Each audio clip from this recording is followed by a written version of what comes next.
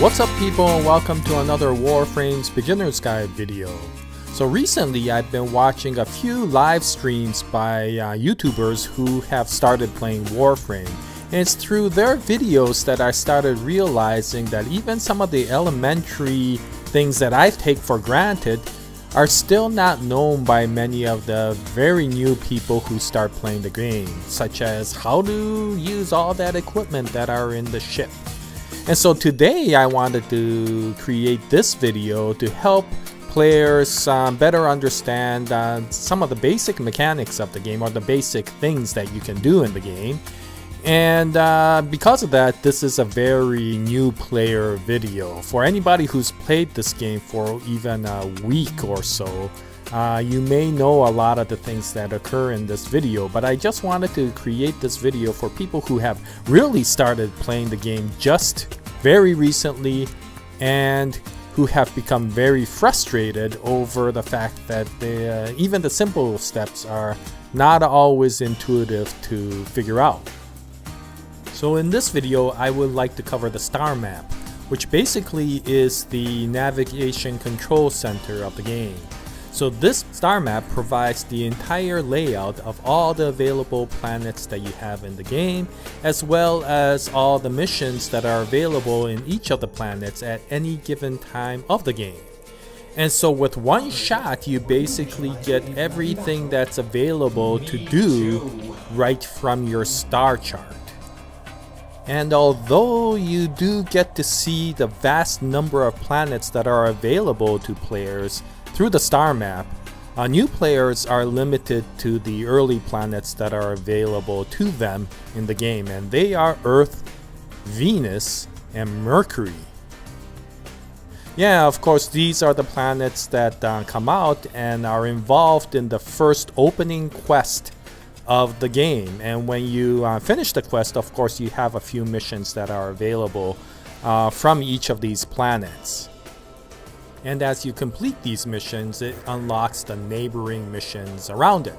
So of course, as you keep on performing more missions and completing more missions, then you could eventually unlock that entire planet. Now aside from that, the star chart does provide other information as well. So you could get information with regards to sorties. You have one sortie per day that you could complete, all 3 levels to get special rewards.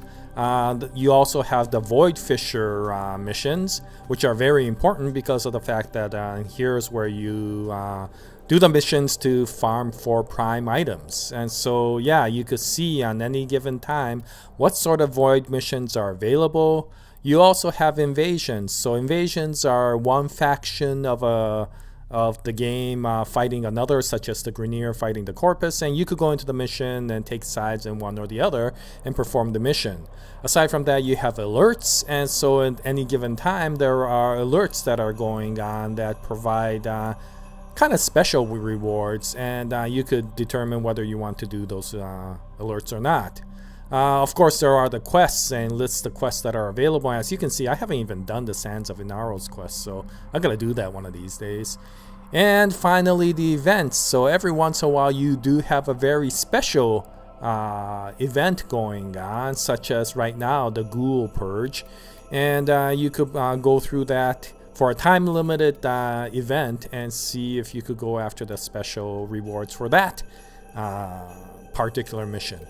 Aside from that, in the upper left-hand side, it gives you the way you want to perform the mission. So solo, of course, is by yourself. Public is, of course, with every other player. Friends only invites people you have friended with. And invite only is basically if you want to invite people but don't want to go on a public mission, then you can do so. Now the lower left hand corner gives you the various chat boards, and you have different ones that you could communicate with. For example, the squads in your mission. If you're in a clan, the clan people. The alliances, which are basically a clan of clans. The alliance is a group of clans. The region is, of course, what region you're in. For example, I'm in North America, so all the people who are playing in that particular region. Recruiting is for specific missions where people want to go together and people invite others to go on the same type of mission with them. And then trading, which of course is there to trade things for platinum. And for new players, the recruiting is actually quite good because of the fact that you could find people who will help you out if you want to post things in the recruiting channel and just ask for help there. So I would suggest that you will look at all of these chat boards, and it'll help you out to see what sort of communication is available. The region also and the alliance are actually quite good as well, because of the fact that if you have any questions with regards to the game, then you could kind of post them there, and friendly people will tend to be willing to answer your questions on that chat. Okay, so now if you come to the actual planet, then you have this unusual thing in the lower right hand corner, and basically gives you all the different resources that are available in that planet. So for example, you have Morphics at the top and Detonite Ampoules at the bottom, and it becomes basically the easier ones are at the top, the harder, rarer ones are at the bottom. And as you can see, it says deploy extractor here. So in my case, I built a few extractors, and it's one of those things that eventually you might want to build. I don't think you should do it right from the beginning because credits are kind of rare at this time. But if you deploy an extractor, then what that does is it basically sends the extractor down into that planet, and it will farm for resources for you. So, you know, while you're doing other things, then you could send out at the most up to 3 extractors to the various planets that you have completely unlocked, and they'll kind of farm things for you. And there's 2 types. There's the Titan extractor and the distilling extractor, and I have both of them, but the distilling extractor tends to go after the rarer items, and the Titan extractor tends to go after the more common items. But the Titan extractor after 4 hours will finish its extraction. The distilling takes 8 hours to do. So, you know, you just deploy them, and then when it's done, then you collect them back. Now, aside from that, you have all these missions, and some of them occur up in the ships that you see orbiting the space, and then some of them are right on the surface of the planet.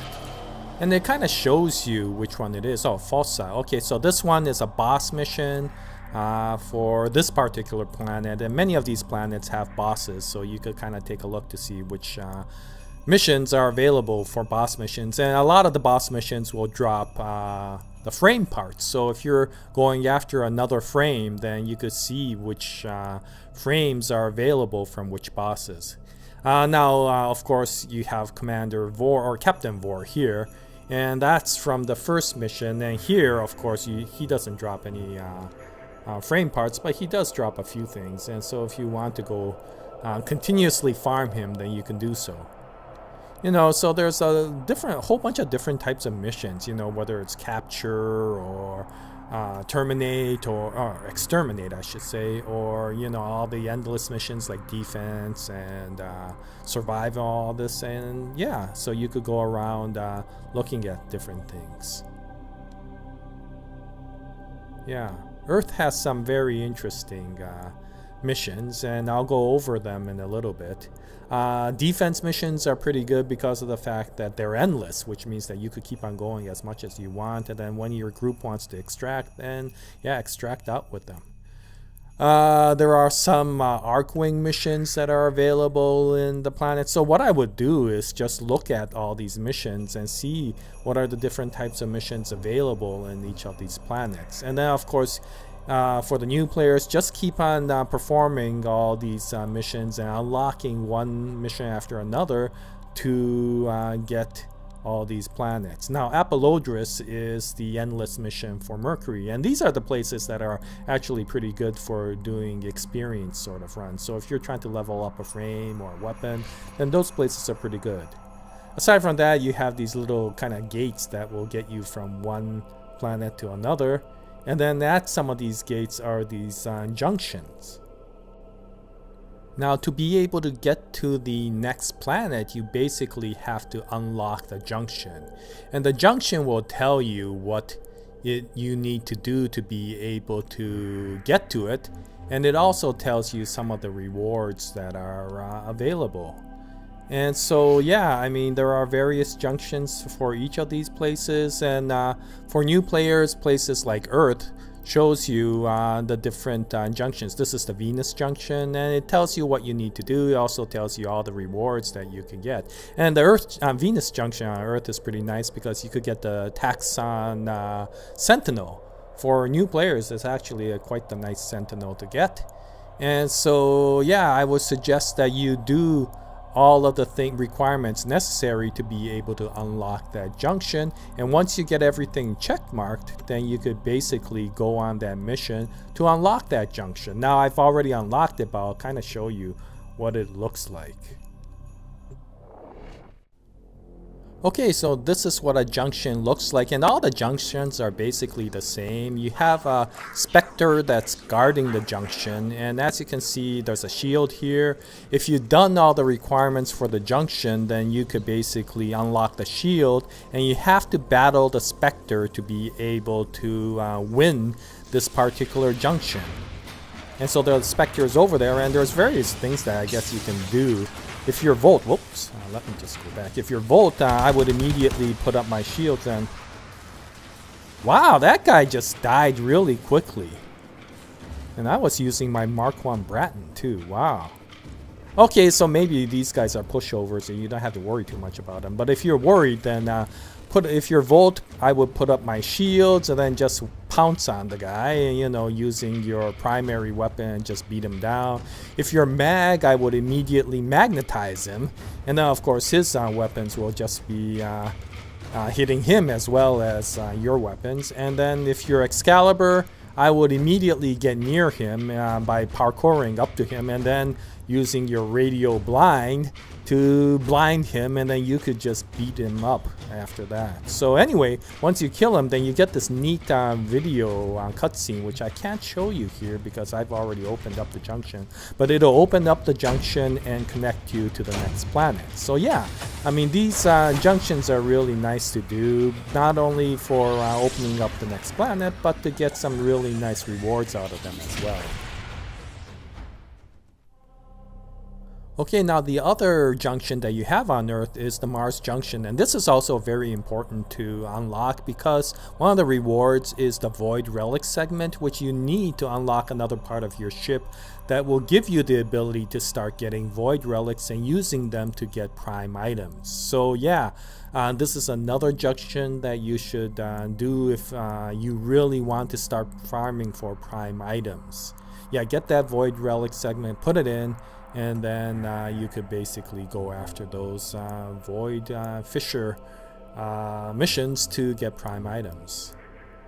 Now aside from that, the star map does show one of the relays, or all of the relays, but the one that's available to the new players is the one on Mercury, which is the Larunda relay. And if you go there, then it gives you all this stuff that you can do in the relay. First of all, you can meet with people, I guess, if you wanted to. If you don't have anybody to meet with, then... let me just... Yeah, okay. Then you could actually randomly meet other characters here. So this is one of these places where a lot of characters can get together, or a lot of players, I should say, can get together as like this guy here. And you have this cool scene, which if you're a new player, you could just sit here and stare in awe at this huge place of this hangar bay. Although you can't get anywhere else except this one location. But of course, in the beginning, I just sat there and stared at the amazing graphics of the hangar bay. Now, once you get to this area, this is the central area of the relay. This is where a lot of people may gather, and if you want to ask more questions, again, you could come here to do so. You'll also see a lot of people fashion framing in this area, especially at the Larunda relay. Now, this little booth here is the booth that tells you when the Void Trader, Barrow Katir, will be coming. As you can see, it says Trader surfacing at the Chronia relay, which is the one in Saturn. So the next one is in Saturn. But also, you could come here to trade your prime parts that you don't need for ducats. And ducats are basically the currency that the Void Trader uses. So if you want to buy anything from the Void Trader, then of course you could farm for prime items and then use prime items to trade for ducats. Now here in this area, you have all the syndicates. So you have each one of these syndicates is different, and yeah, this is Red Veil, and they spend all their time torturing that one poor Grenier guy. They really do spend all their time doing that. But yeah, you could look at all these different factions. They're all kind of friends with each other, enemies with each other as well. So you could see which ones you want to do. Now this is for PvP here. It's called Conclave, and if you want to battle other players, then you could come up here. You could talk with Teshin here, and he'll give you all the details to what you have to do to get yourself started in doing PvP sort of missions, I guess. Yeah, okay, so let's keep on moving. So this is the central area. I mean, I guess the mission control, I should say, of the game, which sounds great, but all it is basically you could see your star map from the relay. That's really what it is. If you want to see your star map from the relay, then come here. Okay, now let's go upstairs. Okay, so if you go upstairs, then there's two other places that you can go. The first one is Darvo. So if you've done the Darvo quest, which I think is one of the quests, I can't remember, but I think it's one of the quests. Yeah, if you've done the Darvo quest and finish it, then Darvo's up here, and he'll give you some deals on items. I've never really bought anything from him, but if you wanted to, I guess you can. And then here is Cephalon Samaras. I can see you are hungry for the knowledge of the sanctuary. Yeah, it's called the Sanctuary, and this is another syndicate that you can go. It's an independent syndicate, so nobody will get mad at you. None of the other syndicates will get mad at you if you join this syndicate. But anyway, you can do various things here. Now this part is really nice, and this is available for anybody, whether you are in the syndicate or not. If you want to go up in mastery ranking, then you have to take various tests for each one. Well, here it gives you the chance to practice all the different mastery ranking tests, and you're allowed to do the one rank above you.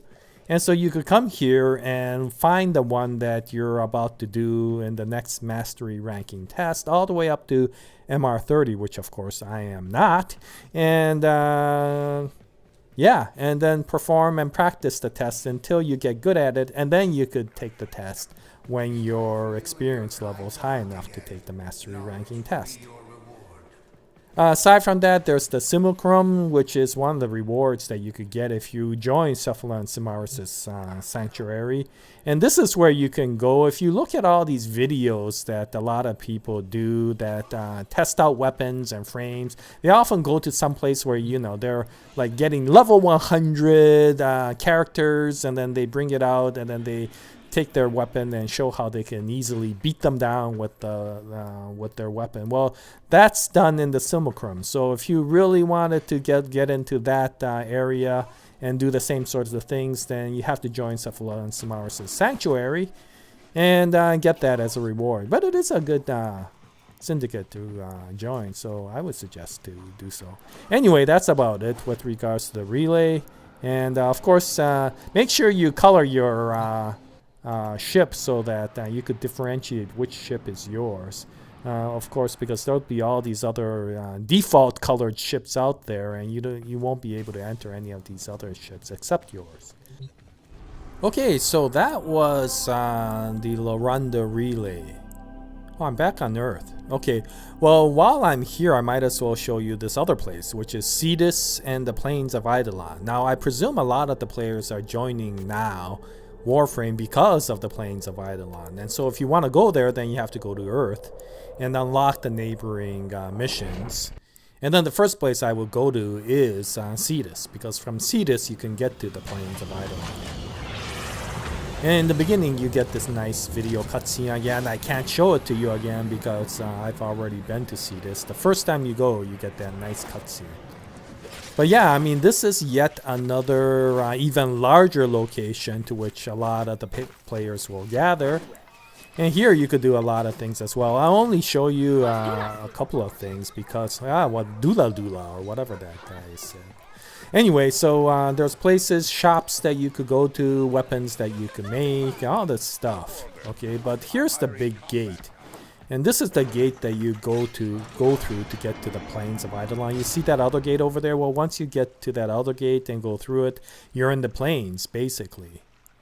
But to have fun in the plains, of course, then you gotta meet with this guy, which is Kanzu. And Kanzu will give you a lot of different missions, including one quest, Saya's Vigil. So yeah, if you really wanted to start enjoying the plains of Eidolon, then yeah, unlock Cetus, and then use Cetus to unlock the plains, and then start exploring. There's a lot of things to see here, so yeah, it's a interesting place to go to. I would definitely continue to do all the other missions as well, but the plains is definitely a nice place to go to. Okay, so a few final things. If you open up Mars and get to this place called Maru's Bazaar, then even though you're not in a clan and can't get to a trading station in a clan dojo, here you can actually trade with other players for platinum. And so just go there, talk with Maru, and she'll give you the pointers on how you can set up shop there. Okay, so aside from that, there are two other relays. One is of course the Chronia relay on Saturn, and the other is the Orcus relay on Pluto. So these are the three relays that are available in the game, and they're basically identical, so it doesn't really matter which one you go to. Now I tend to like to go to the Larunda relay on Mercury, just because there's a lot of people there to talk to. But if you're interested more in peace and quiet, then the Saturn relay or the Pluto relay may be more to your liking. Okay, well that's about it for this video. I hope you found some use for it if you are a new player. And I'll continue to make more of these very beginner early player guide videos in the future, talking about each of the different stations in the ship. If you have any comments, please post them in the comment section below and help you continue to join us in our Warframe videos in the future. And until the next video, I wish you all the best. Happy hunting, and as always, Jaya, nice day everyone.